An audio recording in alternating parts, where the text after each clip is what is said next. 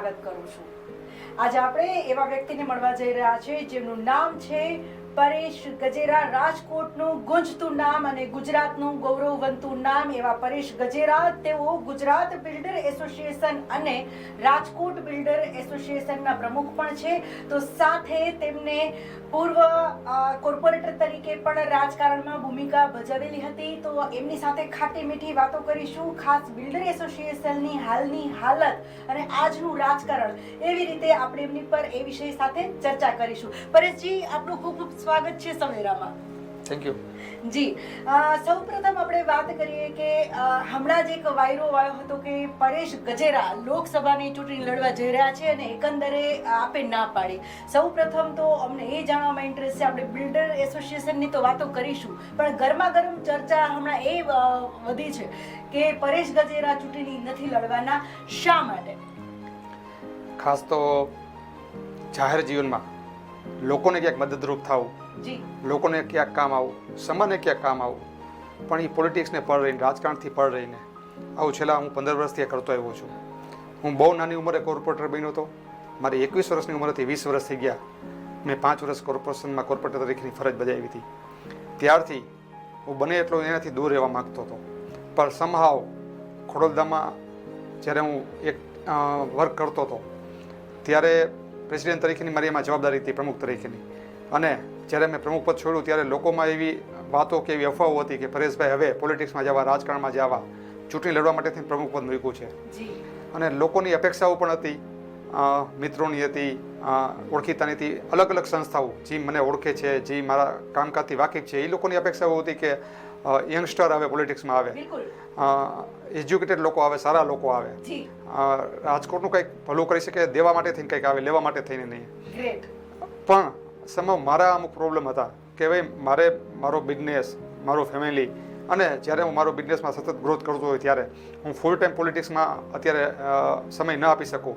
એના માટે થઈને મેં એવું કીધું કે આજે નહીં પણ ભવિષ્યમાં આપણે જોશું આગળ કેવી રીતના થઈ શકે એમ છે, કેવી રીતના આપી શકું એમ છું સમય, એટલે ભવિષ્યમાં કંઈક કરશું। પણ આજે ડે 1 હું ઇલેક્શન નથી લડવા માગતો કે પોલિટિક્સમાં નથી જવા માગતો।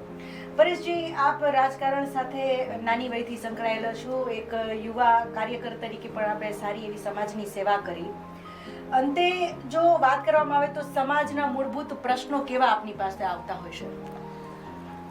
આમ જોયું તો જ્યારે અમે સમાજ ભેગો કરવાની ચાલુ કર્યું 2009થી ખોડલધામની સ્થાપના કરી, અમારો ઉદ્દેશ અને અમારું લક્ષ્ય એ હતો કે સમાજ ભેગો થાય, ભક્તિ દ્વારા એકતાની શક્તિ।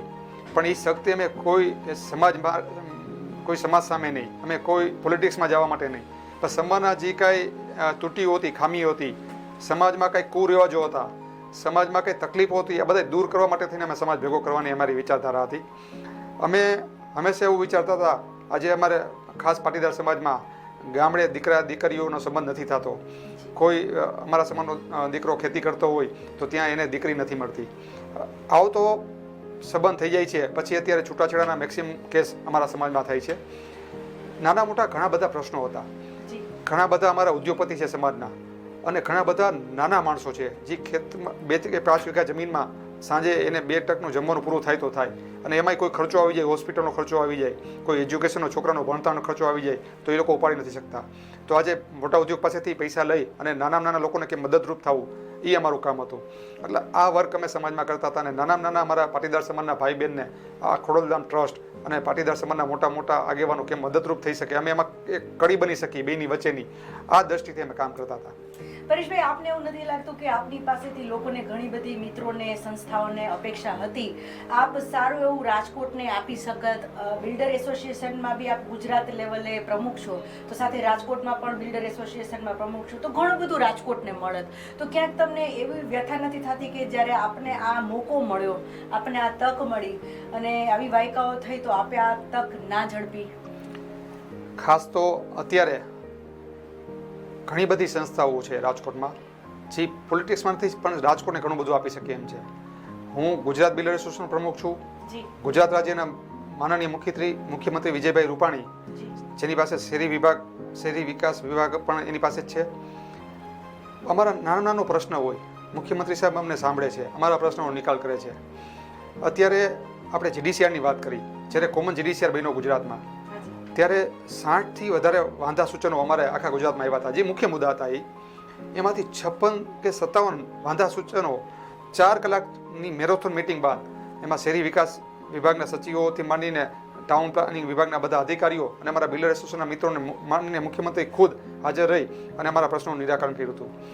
જ્યારે કોઈ પણ આવા નેતા ગુજરાતમાં બિરાજતા હોય અને અમારા જેવા લોકો જે એની પાસેથી કામ લેવાની ક્ષમતા ધરાવતા હોય ત્યારે રાજકારણ પોલિટિક્સમાં એક્ટિવ વગર પણ આપણે ઘણું બધું કરી શકીએ છીએ. ખૂબ સરસ વિચાર આપે પોતાનો અહીં રજૂ કર્યો કે રાજકારણમાં નથી છતાં પણ અનેક વણઉકેલાયેલા પ્રશ્નોનો પણ આપે સરસ પોતાની કોઠાસૂઝથી ઉકેલ લાવ્યો છે અને થોડા જ સમયમાં જેટલા બી 60 જેટલા પ્રશ્નો હતા એમાંથી મોટા ભાગના પ્રશ્નો આપે ઉકેલવામાં મદદ કરી છે. વાત કરીએ બિલ્ડર એસોસિએશનની બાબતમાં તો હાલની જે સ્થિતિ છે નોટબંધી અને જીએસટી આવ્યા પછી તો કેટલો માર પડ્યો છે આ રિયલ એસ્ટેટને? આમ જોઈએ તો નોટબંધી અને જીએસટીનો વધારેમાં વધારે મોટો માર રિયલ એસ્ટેટ વિભાગને મળ્યો છે. ખૂબ મોટી મંદીનો સામનો અત્યારે અમારો ઉદ્યોગ કરી રહ્યો છે. ખાસ સુરત, અમદાવાદ, રાજકોટ ને બરોડા હજી એવરેજ થોડુંક જેને ડિમાન્ડ અને સપ્લાય, એમાં સપ્લાય વધારે છે, ડિમાન્ડ ઓછી છે, પણ હજી વાંધો નથી. પણ જે તેજી હોવી જોઈએ, જે બિલ્ડરો પેલા પ્રોજેક્ટ મૂકતા ને એ ભેગા બધા બુક થઈ જતા, સેલ થઈ જતા, ઓન બોલાવવા મળતી હતી, એ બધું અત્યારે બંધ થઈ ગયું છે. એકચ્યુઅલ યુઝર આવે છે, ધીમું કામ થાય છે. અને સર્વપ્રથમ નોટબંધી અને પછી જીએસટી, અને જીએસટીમાં ઘણી બધી આટીઘૂટી ધીમે સુલટાવતા છેલ્લે લેટેસ્ટ કેન્દ્ર સરકારે 5% અને 1% જીએસટી અમારા રિયલ એસ્ટેટ ના પ્રોજેક્ટ ઉપર કરી. પણ એમાં પણ જે ઓનગોઈંગ પ્રોજેક્ટ હતા એ લોકોને ખૂબ પ્રોબ્લેમ થયો કે ભાઈ અમારે પાસે કોઈના પાસે 1 કરોડ ક્લેમ કરવાના બાકી, કોઈને 2 કરોડના ક્લેમ કરવાના બાકી જીએસટીની, જેને એના પોતાના ખાતામાં પૈસા પડ્યા હતા. એ પણ અમે રજૂઆત કરી તો એ પણ અમને કેન્દ્ર સરકારે એમાં પોઝિટિવ થઈને કીધું કે જે ઓનગોઈંગ પ્રોજેક્ટ છે, જે ચાલુ પ્રોજેક્ટ છે, એમાં એને 12% મુજબ એને ક્લેમ કરીને પૈસા મજરે લેવા હોય તો એમાં પણ વાંધો નથી, ને 5% મુજબ જવું હોય તો એમાં પણ વાંધો નથી. એટલે અમારું અત્યારે જે એસોસિએશન છે ઇન્ડિયા લેવલનું, ક્રેડે ઇન્ડિયાથી માંડી ક્રેડે ગુજરાત, ક્રેડે રાજકોટ, ખૂબ મજબૂત છે, ખૂબ સારું છે અને સારી એવી રજૂઆત અમારી કેન્દ્ર સરકાર હોય ચાહે રાજ્ય સરકાર હોય સાંભળે છે અને એ પ્રશ્નોનો ઉકેલ પણ આવે છે. જો આ પ્રશ્નોનો ઉકેલ ઝડપથી આવતો જ હોય તો હાલની જે રાજકોટની પરિસ્થિતિની આપણે વાત કરીએ તો રિયલ એસ્ટેટની બજારની વાત કરીએ તો હાલમાં શું એમની પરિસ્થિતિ છે? રાજકોટની આપણે વાત કરીએ તો રાજકોટની આજુબાજુમાં 10,000 નાની મોટી ઇન્ડસ્ટ્રી છે. આપણે સાપર વેરાવળ લઈ, મેટોડા લઈ, આજી વસાત લઈ, કોવડા ઉપર કોવડા જેડીસી લઈ, બામણબોર, એવી રીતના એ બધી ઇન્ડસ્ટ્રી છે ને એનો કોઈ મહિને 1 લાખ કાઢે, કોઈ 5 લાખ કાઢે, આ બધું પૈસા રૂપિયા છે એ રિયલ એસ્ટેટમાં આવતા હોય છે. પણ અત્યારે એ બધા બિઝનેસ પણ નોટબંધી ને જીએસટી પછી ઘણી ખરી અસર એ લોકોના બિઝનેસમાં પણ પડેલી છે. એટલે ત્યાં મંદી છે, એની મંદીની અસર અમારા બિઝનેસમાં પણ ચોખ્ખી દેખાય છે. જી પરેશજી, આપે વાત કરી ઘણી બધી વખત એવું બનતું હોય છે કે બિન ખેતી લાયક જેટલી જમીનો છે તેનો પણ આપણે ઉપયોગ નથી કરી શકતા અને ઘણી વખત સરકાર પાસે પડેલી અમુક જમીનો જે છે ખાલસા, એનો પણ આપણે ઉપયોગ નથી કરી શકતા સારી જગ્યાએ. તો એવા પ્રશ્નોનો ઉકેલ કઈ રીતે લાવી શકાય? ખાસ તો આપણે આમ તો ભાવની વાત કરી કે ખૂબ મોંઘા ઘર થઈ ગયા છે. જી, ખૂબ મોંઘા ભાવની જમીનો થઈ ગઈ છે. ગવર્મેન્ટે 2008-9માં એક કાયદો લેવો જ્યાં ટીપી સ્કીમ ન હોય ને ત્યાં પણ 40% કપાત ગવર્મેન્ટ જગ્યા કપાત કરી છે રોડા વિસ્તાર ને કોર્પોરેશન વિસ્તારમાં. હવે આપણે સપોઝ વાત કરી કે એક કોઈ જગ્યા છે કે એ 2 કરોડનું એકર જગ્યા મળતી હોય, એમાં 40% એટલે 80 લાખ રૂપિયાની જગ્યા ગવર્મેન્ટ કાંઈ પણ વળતર આપ્યા વગર લઈ જાય છે. જેનો 80 લાખનો બોજો 1 કરોડની બાકી રહેલી 20 લાખની જગ્યા છે, 1 કરોડ 20 લાખ એના ઉપર પડે છે. ઓલ ઓવર એન્ડ યુઝર ઉપર આ બધો બોજો આવે છે. હજારો હેક્ટર જગ્યા ગવર્મેન્ટ પાસે પડેલી છે, ચાહે રૂડામાં હોય, ચાહે કોર્પોરેશનમાં હોય, અમદાવાદ હોય, સુરત, બરોડા હોય, અને ત્યાં પરિણામે ઝૂંપડપટ્ટીઓ થાય છે. પછી પીપીપીની યોજના કરવી પડે છે, બીજું ત્રીજું કરવું પડે છે.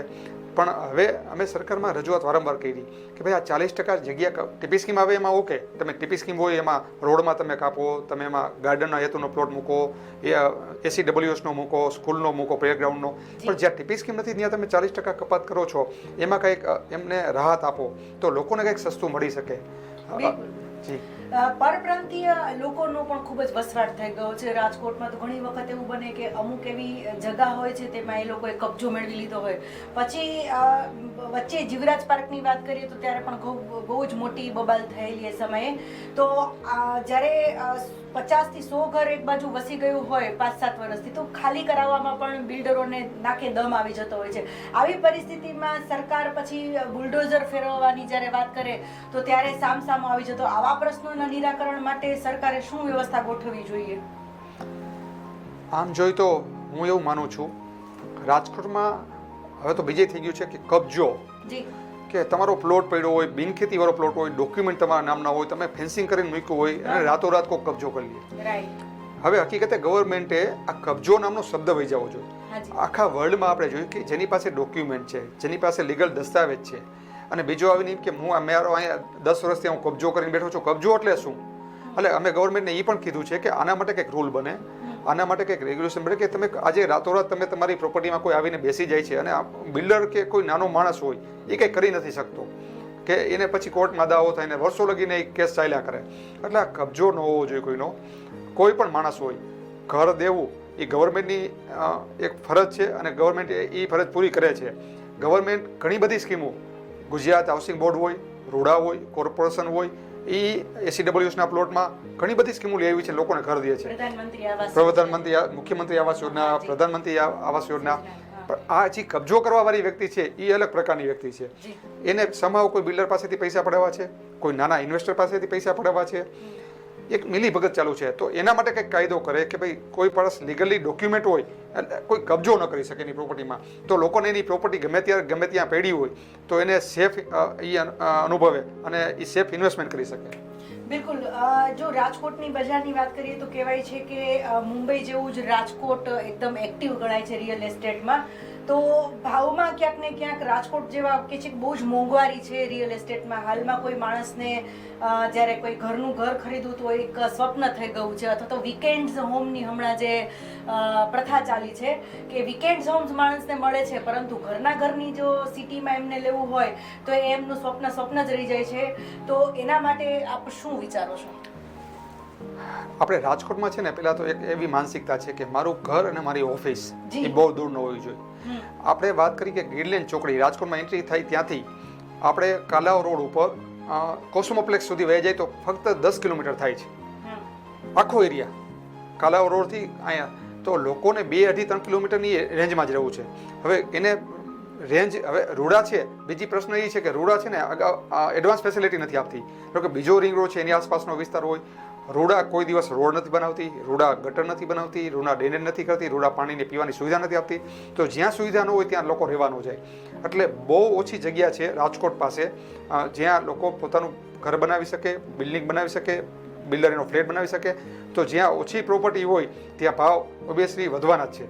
હમણાં જો ઝાઝી બધી પ્રોપર્ટી બજારમાં આવે તો ભાવ પણ કંટ્રોલમાં રહીએ અને લોકોને ચોઈસ પણ મળે કે મારે રાજકોટથી 2 કિલોમીટર દૂર રહેવા જવું છે, પણ મને કોર્પોરેશનનું પાણી પીવાનું પાણી મળશે, ડ્રેનેજ મળશે, બધી વ્યવસ્થા મળશે, ફેસિલિટી મળશે, તો લોકો રહેવા જાય. ફેસિલિટી નથી એટલે પણ રહેવા નથી જતા, અને એક એની ઓફિસથી નજીક ઘર રાખવું છે. એટલે આ 2-3 કારણો મુંબઈ જેવા ભાવ કરવામાં ખૂબ મોટો ભાગ ભજવે છે. જી પરેશભાઈ, આપે એક બહુ સરસ વચ્ચે મુદ્દો લીધો કે કોર્પોરેશનની સુવિધા ન મળવાને કારણે પણ ઘણી વખત એ લોકો ઘરનું સ્વપ્ન સેવી નથી શકતા. ઘણી વખત મેં એવું જોયું છે કે એક સરસ મજાનું રેસિડેન્સ બિલ્ડિંગ ઊભું કરવું હોય, ફ્લેટ્સો આલિશાન હોય, પરંતુ ત્યાં પાણીની લાઈન રેવા આવી ગયા હોવા છતાં પણ પાસ ન થઈ હોય. ગેસની પાઇપલાઇનની વાત કરીએ તો આવી સુવિધા વગર કેવી રીતે ફ્લેટ સોંપી શકાય? એટલા માટે જ આની પહેલા જ્યારે વિજય નેહરા સાહેબ મ્યુનિસિપલ કમિશનર આવ્યા હતા ત્યારે એની ઈચ્છા એવી હતી કે પરેશભાઈ જ્યાં ફેસિલિટી છે ને ત્યાં તમે ઘર બનાવો. આમ ગવર્મેન્ટનું સૂત્ર છે કે માનવી ત્યાં સુવિધા. હું ઊંધું કહીશ કે સુવિધા ત્યાં માનવી.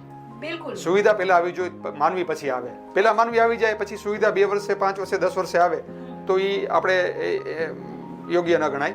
તો પહેલેથી ફેસિલિટી, એડવાન્સ ફેસિલિટી આપવી જોઈએ. જેમ આપણે અમદાવાદ જાય છીએ તો ઓડા એટલું ડેવલપિંગ કર્યું, બીજો રિંગ રોડ, ત્રીજો રિંગ રોડ, આજુબાજુમાં બધી ટીપી સ્કીમો, બધે રોડ રસ્તા હતા, એટલે લોકો થોડા દૂર ટેવાઈ ગયા અને થોડા દૂર રહેવા ગયા. એના હિસાબે ભાવ કંટ્રોલ થયા. આપણે ત્યાં રૂડામાં પોલિટિકલી ચેરમેન આજે 20 વર્ષથી નથી, કોઈ રાજકીય માણસ નથી. કમિશનર સાહેબ આવે, કલેક્ટર સાહેબ આવે, એને સમય એટલું એ ફાળવી ન શકે, કારણ કે એ પોતાના વિભાગમાં ખૂબ બિઝી હોય અને ત્યાં રૂડામાં સમય ફાળવી ન શકે. અને રૂડામાં વર્ષોથી સ્ટાફની પણ અછત રહી છે. જેટલો સ્ટાફની જરૂર એટલો સ્ટાફ કોઈ દિવસ હોતો જ નથી. આ બધી સમસ્યાઓને કારણે રૂડામાં જે ડેવલપમેન્ટ થવું જોઈએ એ થતું નથી. અને કોર્પોરેશનની હદનો ગમે ત્યારે, ધારો કે હમણાં વાવડી હોય, મવડી ભર્યું, કોઠારીયા ભર્યું, તો એ બધું ડેવલપ કરવામાં ખૂબ જ વાર લાગી જાય છે, કારણ કે ત્યાં બેઝિક સુવિધા કોઈ હોતી જ નથી. જો એડવાન્સ ફેસિલિટી દેવી હોય તો રૂડામાં પણ પોલિટિકલ ચેરમેન હોવા જોઈએ, સ્ટાફ પૂરો હોવો જોઈએ, આર્થિક ફંડ પૂરું હોવું જોઈએ, અને કામ કરવાવાળા વ્યક્તિ હોય તો 100% રાજકોટમાં પણ પ્રોપર્ટીના ભાવ કંટ્રોલમાં રહીએ. લોકો થોડાક દૂર જાય અને બધી ફેસિલિટી હોય તો લોકોને 2 કિલોમીટર નહીં 5 કિલોમીટર દૂર રહેવા જવામાં કોઈ પ્રોબ્લેમ થતો નથી. બિલકુલ, બહુ સરસ વાત કરી. જો રાજકોટના ભાવતાલની વાત કરીએ તો કઈ રીતે કઈ સીમાઓ માટે વિસ્તાર વાઇઝ ભાવ નક્કી કરવામાં આવે છે? કેમ કે જ્યાં જુઓ ત્યાં આપણા રાજકોટના અંદર મોટે ભાગે 60-70 હજારથી લઈને 1-1 કરોડ સુધીના ભાવ બોલાતા હોય છે. તો આપણને એમ થાય કે નોર્મલ એરિયા હોય સિટીમાં ત્યાં ન હોવો જોઈએ, પણ ત્યાં પણ એ જ જોવા મળે છે. તો આ એક સીમા કઈ રીતે બાંધી શકાય? આપણે આમ જોઈએ તો કોઈ પણ સિટી હોય એ પશ્ચિમ બાજુ વધારે પડતું ફેલાતું હોય છે. આપણે પણ બધાને લોકોને કાલાવ રોડ ઉપર, યુનિવર્સિટી રોડ ઉપર પ્રોપર્ટી લેવું હોય, રહેવું હોય, ફ્લેટ લેવો હોય તો એને કાલાવ રોડ ઉપર આવવું હોય છે. આપણે આમ જોઈએ તો વર્ધમાન નગર, જામનગર રોડ, અત્યારે આપણા બજેટમાં કોઈને 12, 15, 18 લાખ, 20 લાખના બજેટના ફ્લેટ જોતો હોય, 2 બેડ, 1 બેડ, 3 બેડ 22-25 લાખમાં મળી જાય.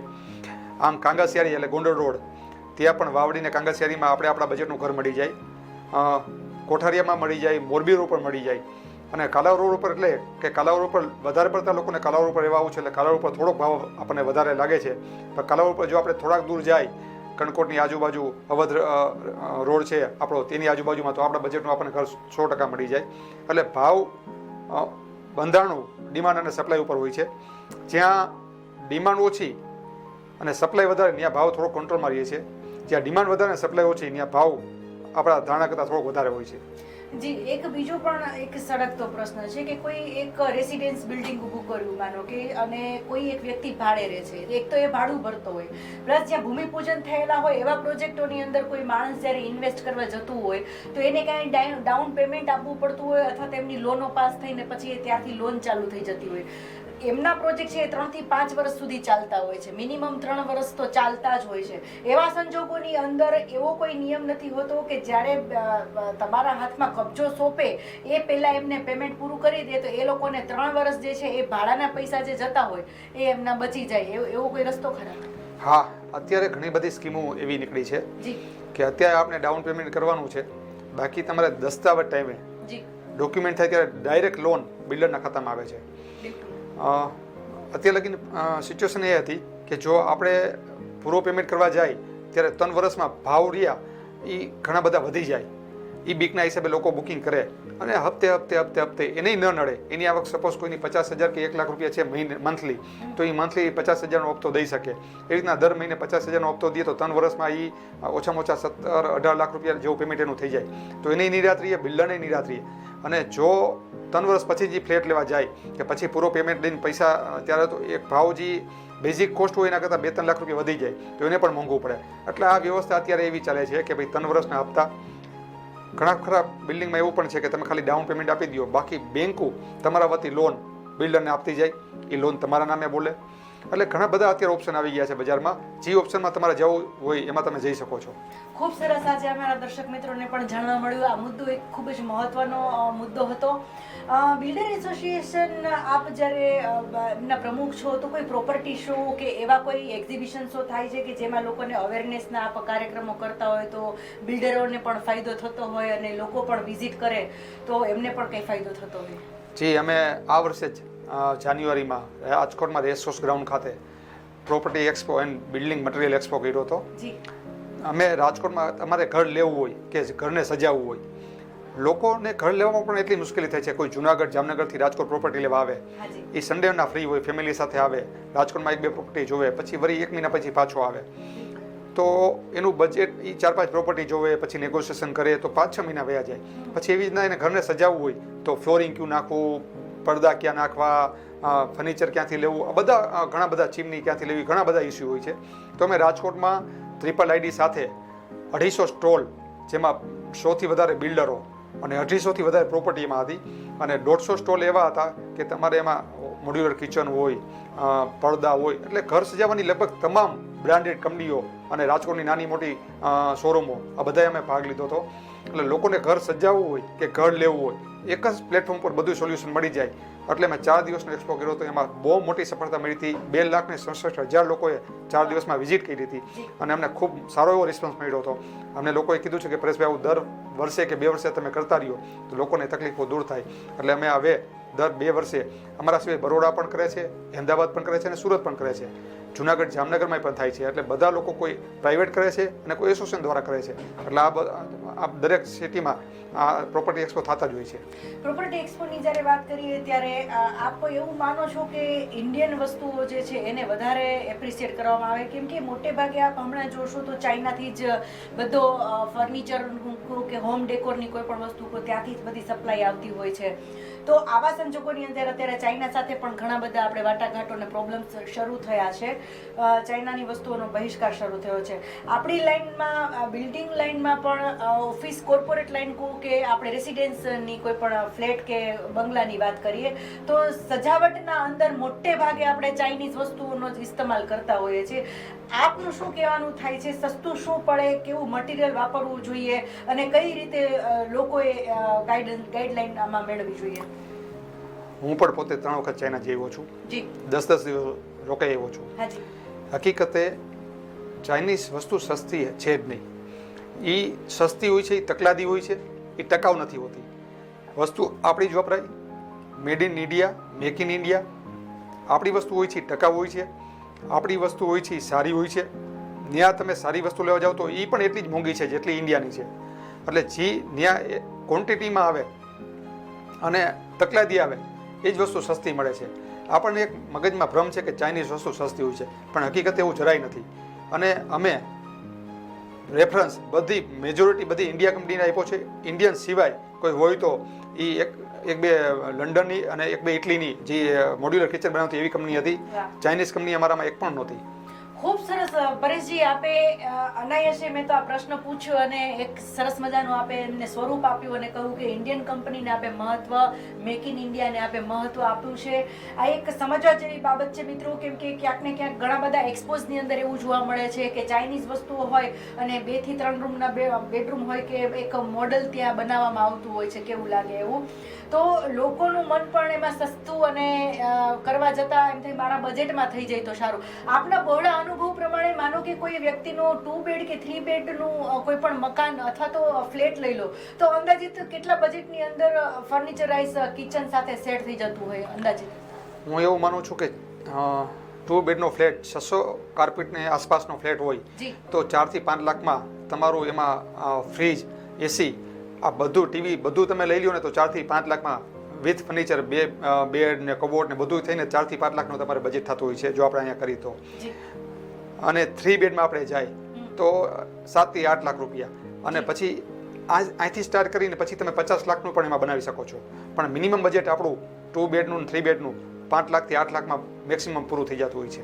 જી, આપે એટલી સરસ વાત સમજાવી કે લોકોને પણ અગર ઘરનું ઘર પોતાનું સ્વપ્ન જ્યારે પૂરું કરવા જઈ રહ્યા હોય તો થોડું ઘણું એમને પણ મહત્વની જે માહિતી જે છે એ એમને અગાઉથી જ ખ્યાલ હોય તો એમને ખ્યાલ આવે કે આપણે કઈ રીતે આપણા ઘરને કેટલા બજેટમાં સજાવવું જોઈએ.